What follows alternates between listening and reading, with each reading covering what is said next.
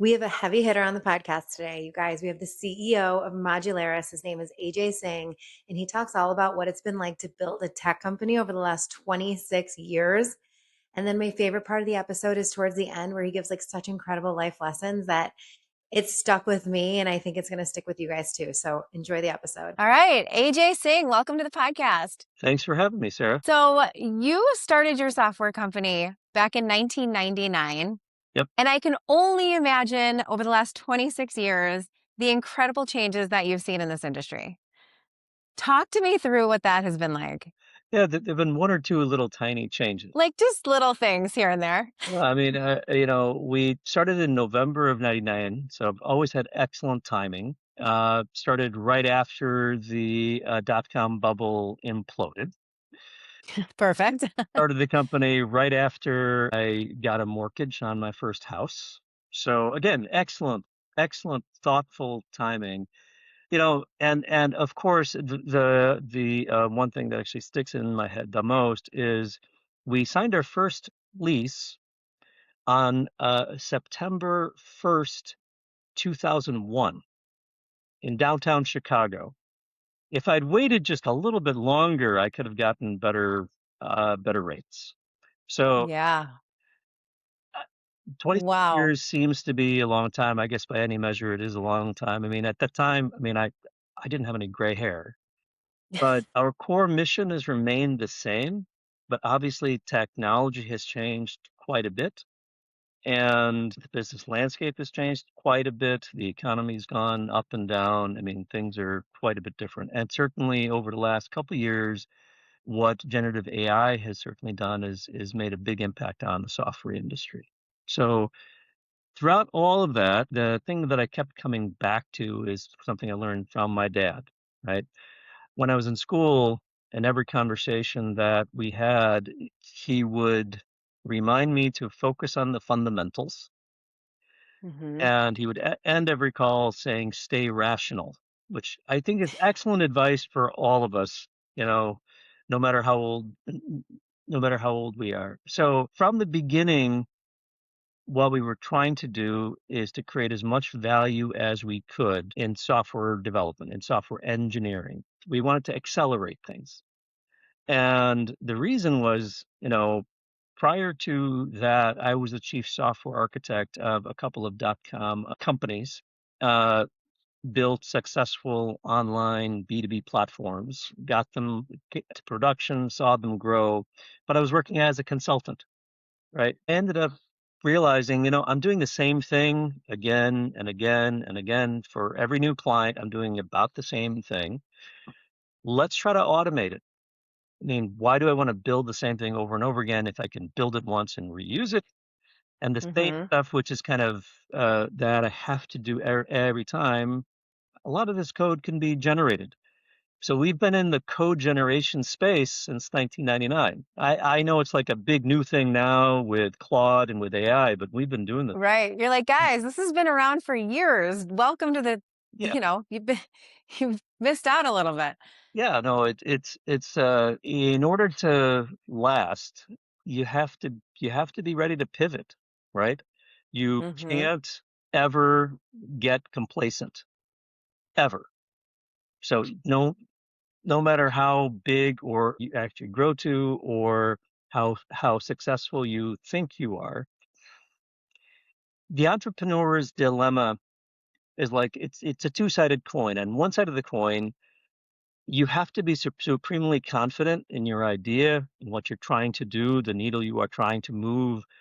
But the opposite side of the coin is you're asking yourself, am I screwing this up? Am I getting this wrong? Was everybody who was saying no, could they have been right? I don't think so. But it's a little nagging thing, which is honestly helpful, because if you have a big ego, you will not last. Hmm. That's something that I'm certainly convinced of. You have to have, Right. If you think you know all the answers and that the way you're doing it is always the right way and you're not challenging that or no one is challenging you in your decisions, yes, man, who knows where you're going to land with that. for sure. I mean, it's a bit challenging because if you think like that, you don't surround yourself with yes men or yes women. And I don't have a single one, but there are days I wish I had one. Can I have one yes person? One. Just one. It's good for me, but Can someone say yes, please? no, it's definitely a journey. And even though it's been 26 years, I mean, people have asked me, hey, what's your exit strategy? Are you getting tired? What do you want to do? I did the math. I plotted our trajectory if we wanted to maximize valuation and exit, and I charted a similar path. Like, what do we do if we want to build a forever company? Hmm. And the paths converged. So I've no plan to exit. Still got music left in me, as do my partners, as do everybody around me. We're not anywhere close to being finished. Hmm. We don't owe anybody anything. We are well capitalized and ready for growth. So I mean, at this moment, I'm more excited about what the future holds than I was in the last 26 years. And I'm not just saying, but I Yeah. mean, it's the reality. Now, it might change tomorrow, but I don't think so. Right. And it feels like the industry that you're in is changing constantly. So that probably does help with keeping you engaged. You're not doing the same thing today that you were 10 years ago. Things are constantly changing and evolving, right? Well, it's interesting. The technologies and the applications are definitely changing and evolving. The if you ask me if we're doing the same thing, in some ways we are, because those things were based on timeless first principles of software engineering and architecture that were true 50 years ago, that are true today, that will be true in 50 years from now. So by embracing those things that are timeless and unchanging, by knowing what fundamental truths are, that gives you a way of navigating the sea that is changing all around you, right? So AI is boiling the software ocean right now, right? People don't know quite what to do with it. There are some folks who are all in on it and say, "Oh, great, I can have 10 agents and I'm going to manage them and the code is fine." And there are others who say, I can't touch this stuff. I can't trust it." And like with most things, the answer is in the middle. And Hmm. knowing those timeless principles in whatever fields you have chosen to pursue is kind of essential, right? So it's like that foundation piece, like the foundation of the business is so strong and timeless. And then everything else that's coming in through AI and technology changes, that's where you guys can probably be quick to pivot and utilize A to your hundred percent. advantage. 100%. I mean, look, just think about all of the changes and advancements in medicine. Okay. Human beings, we haven't physically evolved all that much in quite some time. I mean, Yeah, we're like way behind. yeah, I mean, it's like, so, all right, we've got one heart. Most of us do, right? Have one heart and it pumps blood throughout the body, and there are issues that can come up.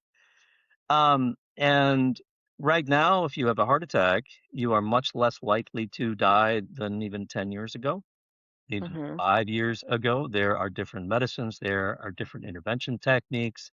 A good friend of mine is an interventional cardiologist. He saves people every day. He's learning every day how to do things Yeah. differently. So there's always innovation in all of these different fields, but you have to see what works, what doesn't work, but your main directive is to save the damn patient, right? Yeah. To save the patient. Right. And this That's patient so well said. has a heart, has a brain, the blood goes in here, it comes out there. Those fundamentals. And in software, just like in so many other fields, those fundamentals don't change. You're moving data from here to here. You are transforming it. Sure, you might be delivering it on new mobile devices, or you've got IoT devices that are connecting in different ways. You've got Hmm. the cloud. You've got AI enablement in n number of different ways around it. But if you ask the question, look, it's like, what's my job? My job is to create as much value for my customers as I possibly can. That means maximum velocity, maximum quality, maximum flexibility, right? And because we are focused on really accelerating the product development lifecycle, I mean, only in the commercial software space, internal software projects for use internally in the organization, I don't really care how they're built. Most customers don't either because it's good enough. And there are lots of cases where good enough really is good enough.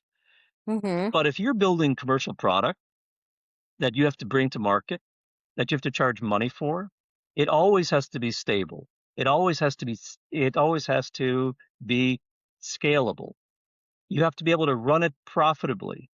You have to be able to service it because if you invested $5, $10 million in building a new product and you have to rebuild it every 3 to 5 years, which is honestly a lot of people are advising, that's senseless.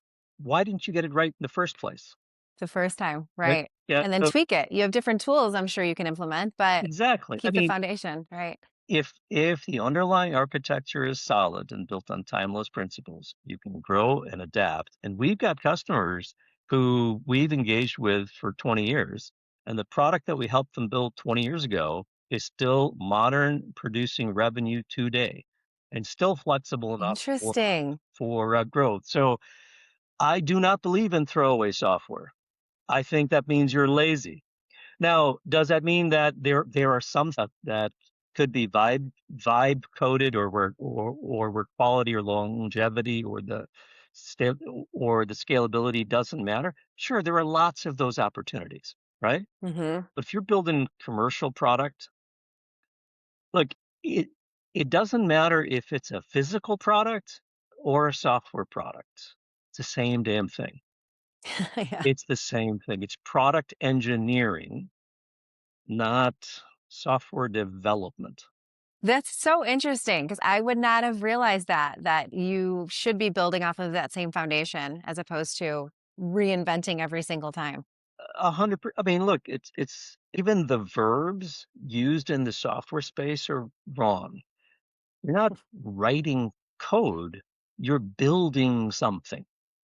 You are Mhm. building something. And that's the simple idea that, look, what we build should be, as our t-shirts say, it should be built right, should be built fast, and it should be built to last. Mm. And I've tried, as I've gotten a little older, a little bit grayer, I've tried to keep things simpler, and I've certainly become a little more humble. It's like I used to think that wisdom was the combination of knowledge and experience, right? Mhm. And I was wrong. There's a third component, and that's humility. So if you can't look in the mirror and say, I screwed this up, we can do better. And the thing is, if you look at anything hard enough, whatever the endeavor is, can't you know what? I could have done better. Everything can be, right? Yeah. But it's a question of what do you do about it? And that's where I think the rise of Gen AI, some people are taking the eye off the ball. Like, what's the point of doing any of this? Is to create as much value as you can for your customers and their customers, for the end customer throughout the For the end value user, chain, right? right? Create that value as quickly and efficiently as you possibly can. It's creating value, not code, right? Mhm. So you have to understand how that value is created, how it's packaged, how it's received, right? And perceived. And you need to know this while you're building this thing that is designed to create value. So Right. Having your eye on every piece of that because it does. It all comes together. it does. I mean, but I also totally get how when you're into something, right? When it's whether it's software or anything else, it's right in front of your face. You are focused on all of that, all of the details, and it's easy to get lost there.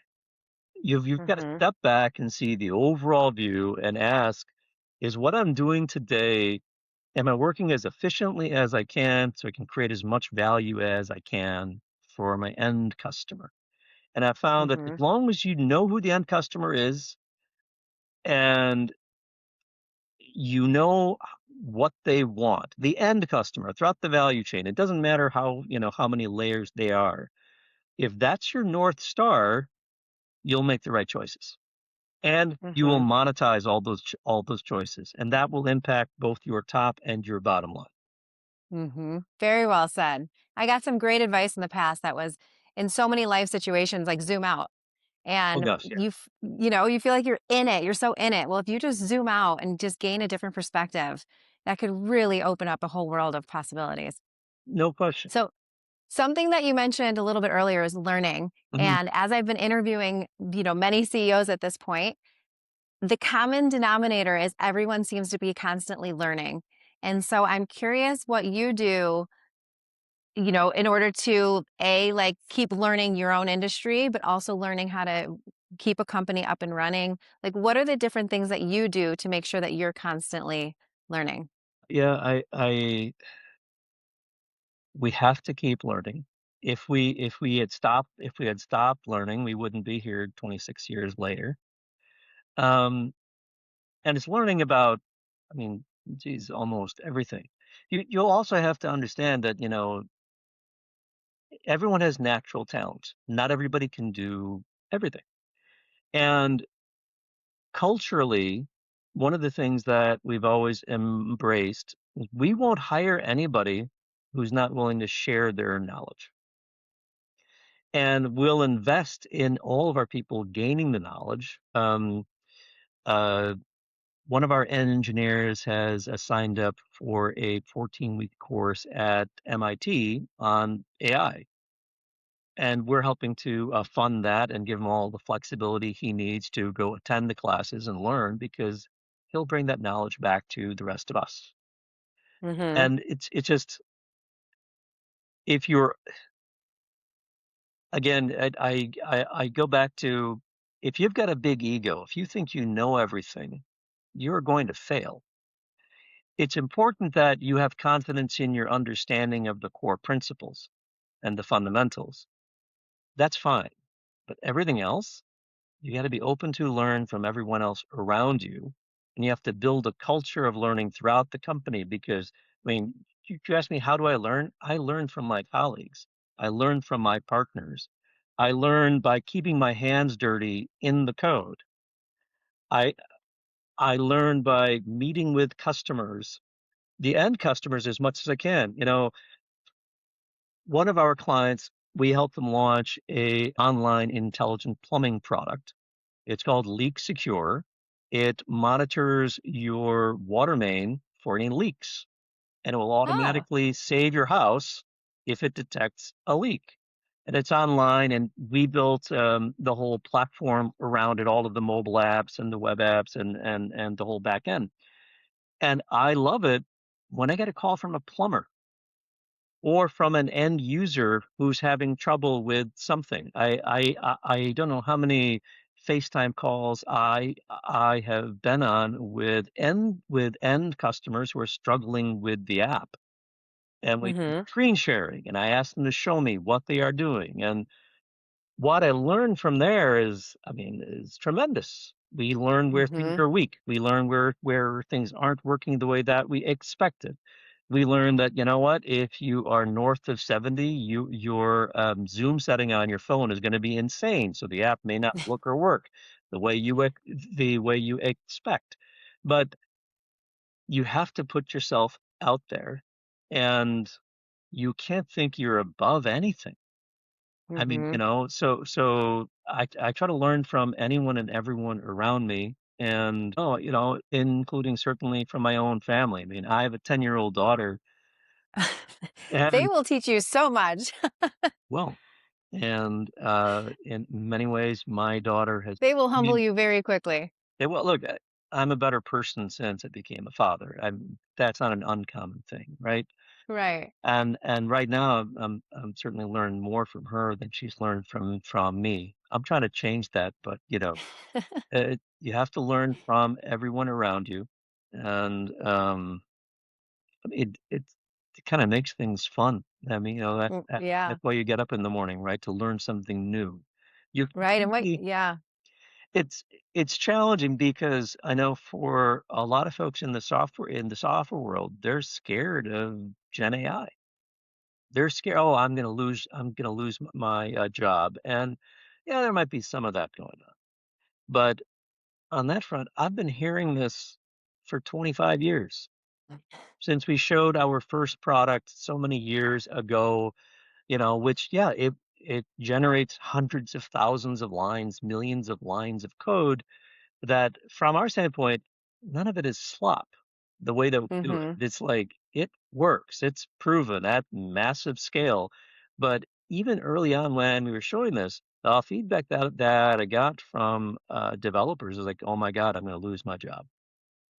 And my answer to them is the same answer that I would give to anybody afraid of AI now.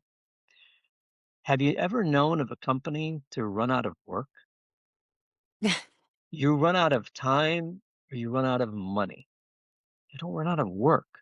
It's a lot of work that can There's a be done. lot of work to be done. There is a lot. And you have to get past that. Look, new things are scary and that's normal, right? You have to be open to it. It's got And to be a little wild for you to see this transition where now, like, the average person is talking all about AI, and you're like, you guys, this isn't new. Welcome to my world. honestly, it's like for so many years when we would show people what we had, whether it's potential investors or potential customers, the comment that I would get is like, "Man, you guys are 10 years ahead of your time." You're like the Jetsons. Yeah, and at first I was like, "Oh, well, that's wonderful. Thank you so much." That's a terrible place to be. Nobody knows what you're doing. It's too scary. It's too new. So So out there. yeah, so a long time ago, I think Panasonic had a slogan just slightly ahead of our time. That's where you want to be.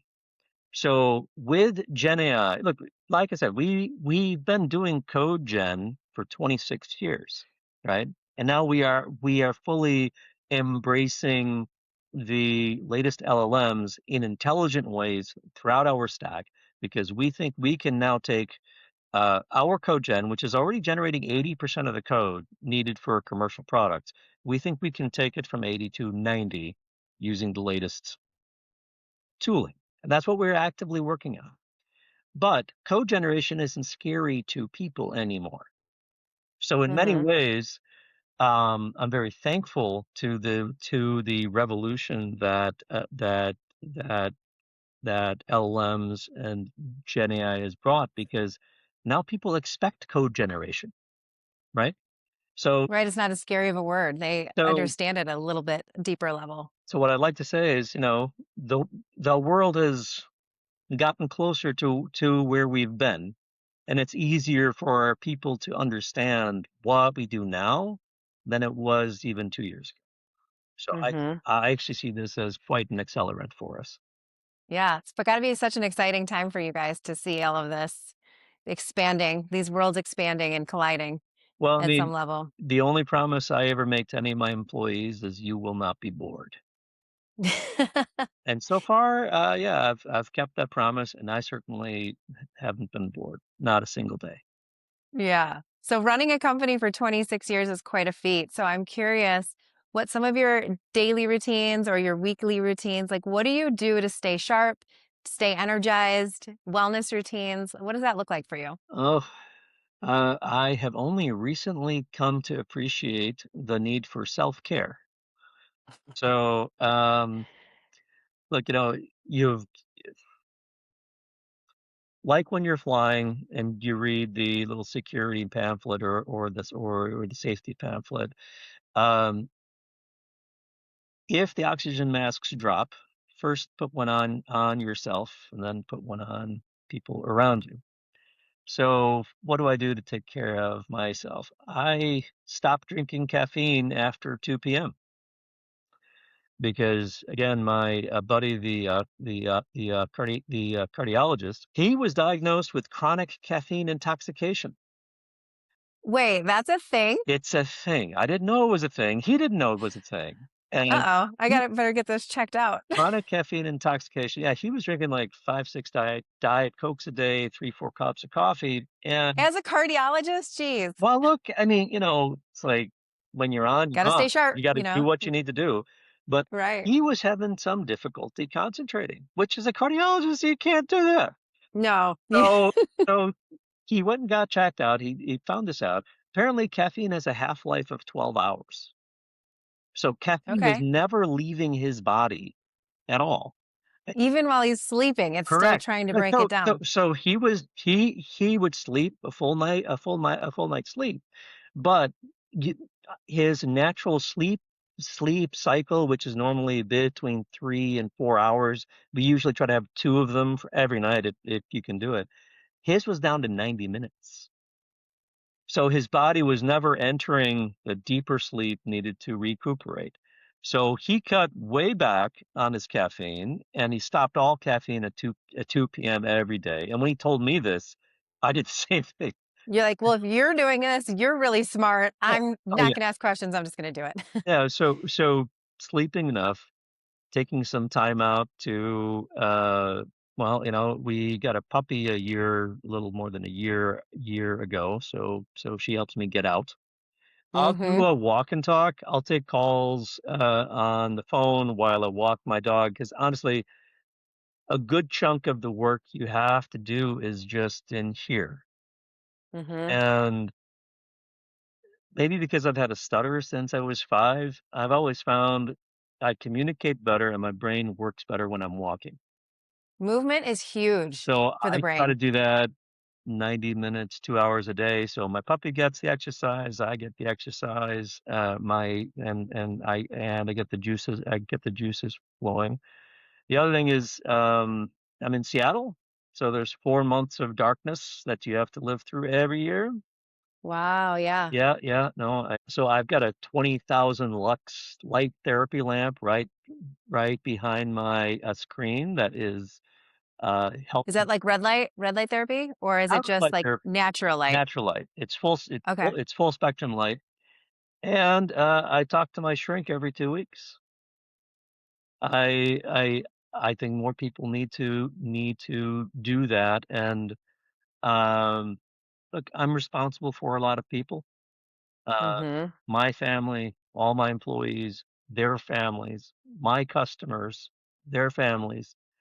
I mean, it's not it's not that complicated. My customers are my friends. Yeah. It's like, um, And I think those things are so important. Just even checking in with a therapist or a shrink, life goes on every single day, and there's so many things being thrown at you. So to yep, take that time to understand yourself better, talk through what's going on in your life so you can build the awareness around it and make better decisions.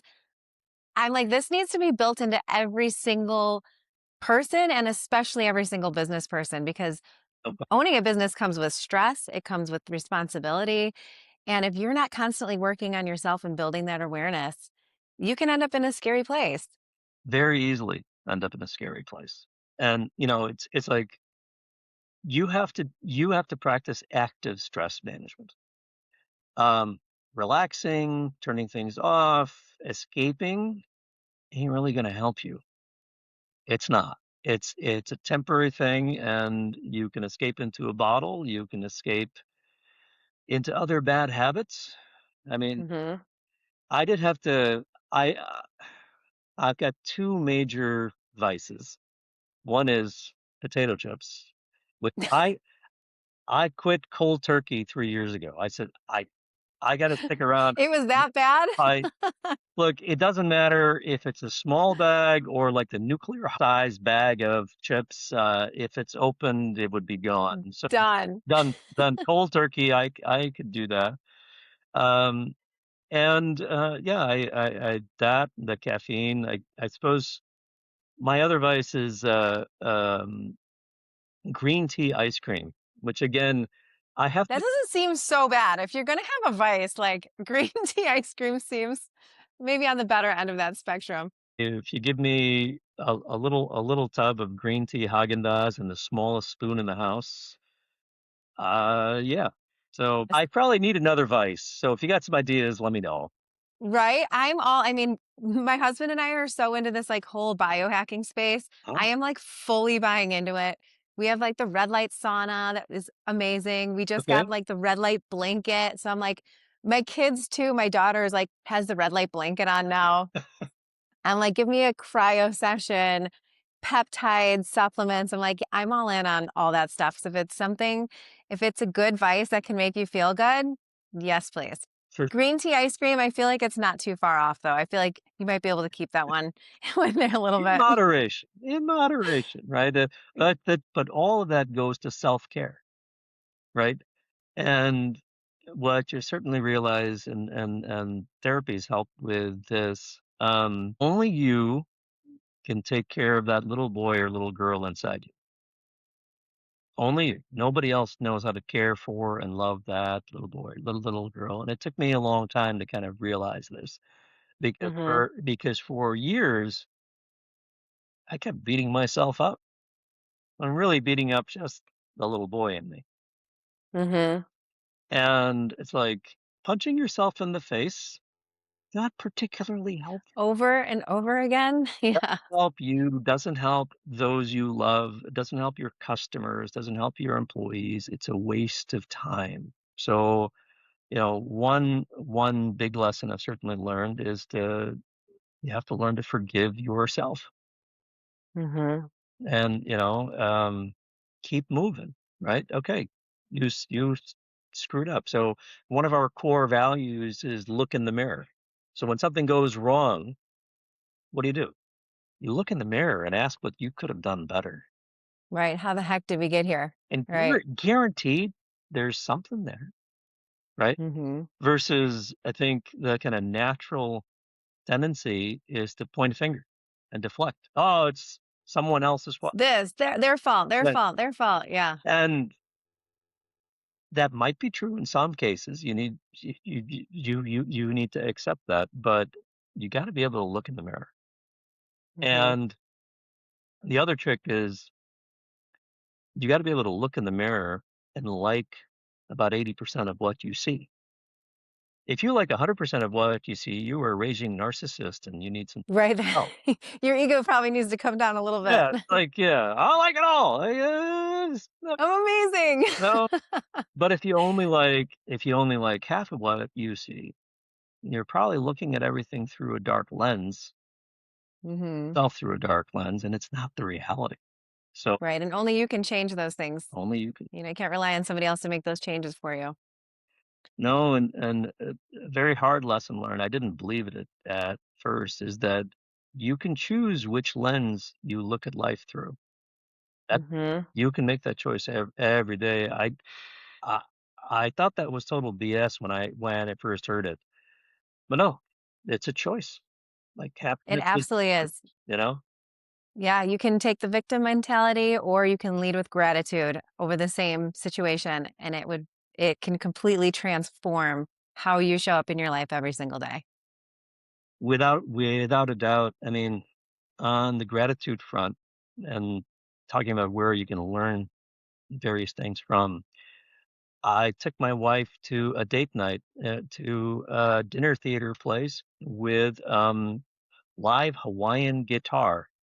We like That music. sounds fun. It was fun. I mean, I had no idea. It's not something that we normally do. I wanted to do something different, and there was apparently a very famous Hawaiian guitarist who was there, and he was terrific in terms of what he was playing. But he told a story which really stuck with me. Apparently, on the island of Molokai in Hawaii, there's an ancient philosophy that when we are born, we are given a wooden calabash bowl, which is like a wooden Hawaiian bowl with a light in it. So every new life is given a bowl with a light in it. And as we go through life, every time that we are hurt, or we feel resentment, or we feel hatred, we put a rock in this bowl. And we collect these rocks. We do this naturally. It's a very innocent thing. We collect rocks in this bowl. And after a while, you can't really see the light anymore. And so there was uh, a teacher of this philosophy, and one of the students asked, "Teacher, what do I do if I feel like my light's gone out?" And his answer was very simple. Said, "You turn the bowl over and you light it again. And if you live your life in kindness and gratitude, your light will never go out." And that really stuck with me. 'Cause That's there so, yeah, that's beautiful. is a lot of truth in that, and we can make the choice to turn the bowl over Hmm. and light it again. And we can make that choice every day if that's what we choose, if that's what we choose to do. We don't have to drown in our own resentments. We have to let all of that stuff go. So letting go is another practice that I've been working at for That's another really good one. it. Yeah. It's not easy. Oh, I feel all this. Right. Yeah, that sits with you. That stays with you for sure. Yeah.